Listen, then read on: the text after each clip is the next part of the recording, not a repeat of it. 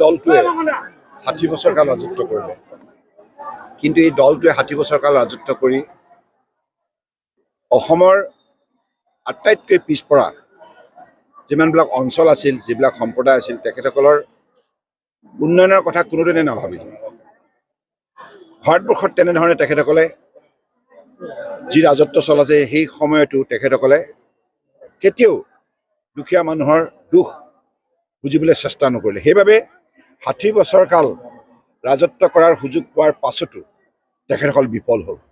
কিন্তু মাননীয় প্ৰধানমন্ত্ৰী নৰেন্দ্ৰ মোদী ডাঙৰীয়াই কেৱল 10 বছৰ ভিতৰতে যি বিপ্লৱিক পৰিৱৰ্তন আনে, আটাইতকৈ ডাঙৰ কথা হৈছে কি, দুখীয়াৰ দুখ নাইকিয়া কৰিবৰ বাবে তেখেতে যি বলিষ্ঠ ভূমিকা ল'লে, যি আঁচনি ৰূপায়ণ কৰিলে, তাৰ ফলত আজি আপোনালোকে ভাবক ৫১ কোটি বেংক একাউণ্ট দুখীয়া মানুহৰ কাৰণে খোলা হ'ল। ৫১ কোটি।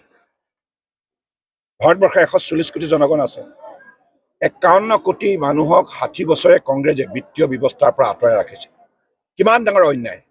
চাহ শ্ৰমিক ৰাইজৰ আমাৰ কাৰ্যকালতে ৮.৫ লাখ বেংক একাউণ্ট খোলা হ'ল অসমতে। এইবিলাক কাম পূৰ্বতে কৰিব লাগিছিল কংগ্ৰেছে, তেওঁবিলাকে কৰিব এইকাৰণে নোৱাৰিলে, কাৰণ তেখেতসকলে ক্ষমতাত থাকি ৰাইজৰ সমস্যাক পিঠি দি কেৱল তেখেতসকলে লাহ বিলাহৰ জীৱন কটালে।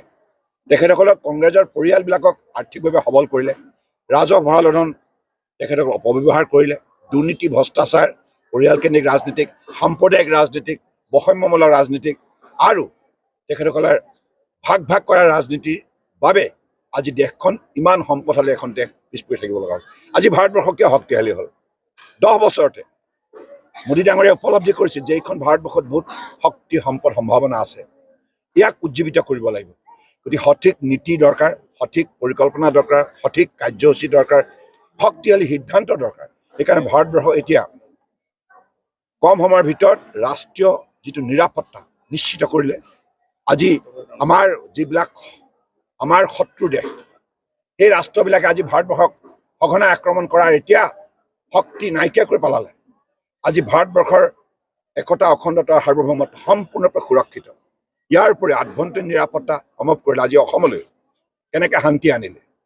আগতে অসম বুলি ক'লে হত্যা, হিংসা, লুণ্ঠন, বোমা বিস্ফোৰণ ইত্যাদি তেওঁ অনিশ্চয়তাৰ মাজত থাকিব লগা হৈছে। সেইখন অসমত শান্তি ঘূৰাই আনিলে। আজি প্ৰগতি সম্ভৱ হৈছে। ৰাস্তা পদূলি, দলং, অনুষ্ঠান, প্ৰতিষ্ঠান, আজি সকলো জনগণে আজি এইখন চৰকাৰৰ পৰা সুফল পাইছে। সামাজিক নিৰাপত্তা, সামাজিক সুৰক্ষা, অৰ্থনৈতিক উন্নয়ন, সন্মান সহকাৰে জীয়াই থকাৰ আন্তঃগাঁথনি ব্যৱস্থা আজি লাভ কৰিবলৈ সক্ষম হৈছে। গতিকে সেইকাৰণে এইবাৰ নিৰ্বাচনত আপোনালোকে দেখিব ৪০০কৈ অধিক আসন NDA লাভ কৰিব, ৩৭০খনতকৈ অধিক আসন BJP লাভ কৰিব। কাৰণ ভাৰতবৰ্ষৰ জনতাই আগন্তুক দিনত ভাৰতবৰ্ষক অধিক শক্তিশালী ৰাষ্ট্ৰ হিচাপে গঢ়ি তোলাৰ ক্ষেত্ৰত মোদী ডাঙৰীয়াৰ নেতৃত্ব, আন্তৰিকতা বিচাৰিছে। সেইকাৰণে তৃতীয়টো কাৰ্যকালৰ বাবে মোদী ডাঙৰীয়াক তেখেতসকলে প্ৰধানমন্ত্ৰী হিচাপে আন্তৰিকতা বিচাৰিছে আৰু সেই কাম জনসাধাৰণে সম্পূৰ্ণ কৰি তুলিব।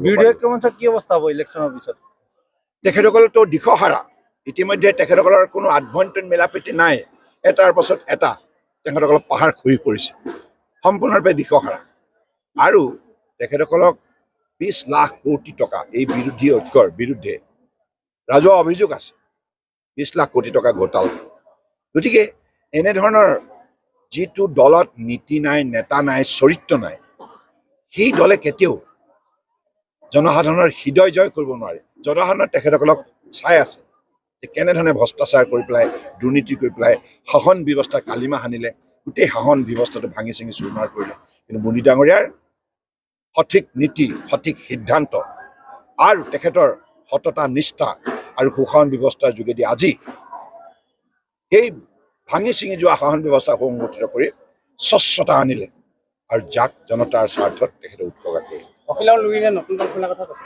শুনক এটা কথা, কংগ্ৰেছ দলটোৰ ছত্ৰছায়াত থাকি কোনোবাই যদি আঞ্চলিকতাবাদৰ কথা কয়, এইটো মানুহে সহজে উপলব্ধি কৰিব পাৰে।